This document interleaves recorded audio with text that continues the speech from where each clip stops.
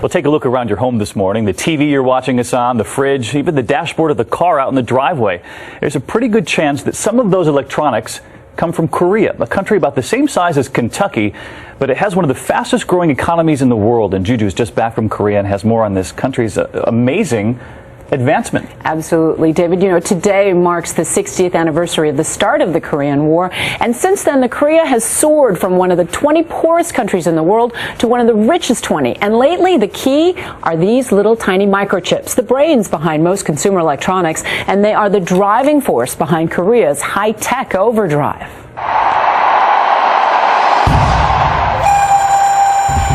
It's a culture steeped in 5,000 years of tradition. But today, pagodas and palaces have given way to a sea of gleaming skyscrapers. This is Seoul, the world's most wired wonderland.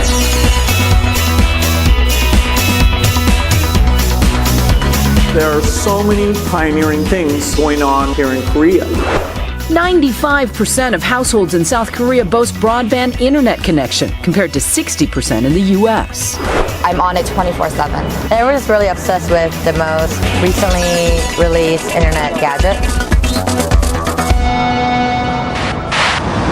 Seoul is a high-tech city dotted with digital screens. They are everywhere, filling over 20,000 internet cafes, and even lining the streets. These are Seoul's new media poles. Large displays offer all kinds of information: maps, news, movie tickets, even an e-photo booth right on the street. Homes are fully wired too. This is a smart home. 언니 안녕. Smart homes are sprouting up all over Seoul, offering what's called the ubiquitous life, the ability to control all major household functions in one central system. Open the door. Open the door. Oh, you can make phone calls from here too? Yeah, phone calls here. Instead of a post-it note, you leave a video Yes. message. And let's talk TVs. Two titans of technology, Korea's Samsung and LG, control about 40% of the global flat-screen TV market, and both rank in the top 5 for sales of cell phones. Their secret? You have to be very speedy. Speedy not only in terms of making the decision to enter into that area, but also speedy in terms of making decision all along the value chain. But competitors still have the edge when it comes to software and design. We're introducing iPhone 4. To take on iPhone, Samsung's Galaxy and LG's Q smartphones recently teamed up with Google's Android software. So armed with prototypes, I set out on the streets of Seoul. First, I set up a coffee date, then paid for my ride right from my smartphone. And by the way, the subways here are all wired too. I can't believe I can watch TV on a subway. My coffee date, Korean megastar actor Lee Byung-hun, another hot Korean export, leading a wave of Korean stars dominating foreign markets. This is our waiter. Our waiter is a robot named Cafero being tested out in Seoul's cafes. Other robot sites, 310 kindergartens using the iRobi teacher's aid, and hospitals. But today, we're just ordering coffee. What do you have? We have cafe latte, cafe mocha, cafe americano. 2 iced coffee, please. Excellent choice.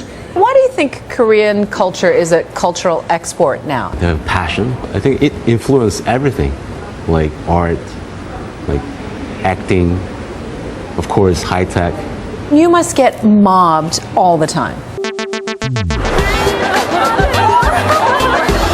We got here. Mobbed with a high-tech response. A trip to the mall turns into a photo, video, and live streaming production. This happens to you everywhere? Actually, I don't go out. A sea of fully wired teens coming of age ahead of its time.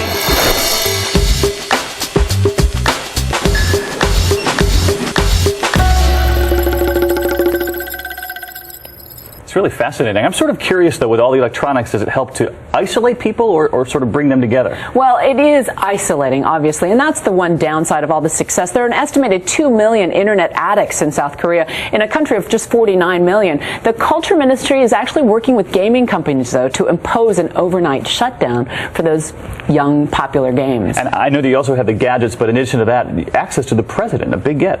On Monday, we're going to be talking to him. He talks about the heightened tensions on the Korean Peninsula. North North Korea just announced today there's a no-sail zone, and they had some belligerent language for the U.S. as well. And Monday, we take you to the demilitarized zone between North and South. It's still one of the most heavily fortified borders in the world. All right, well, I'll be watching Monday. Thanks. Thanks, Juju.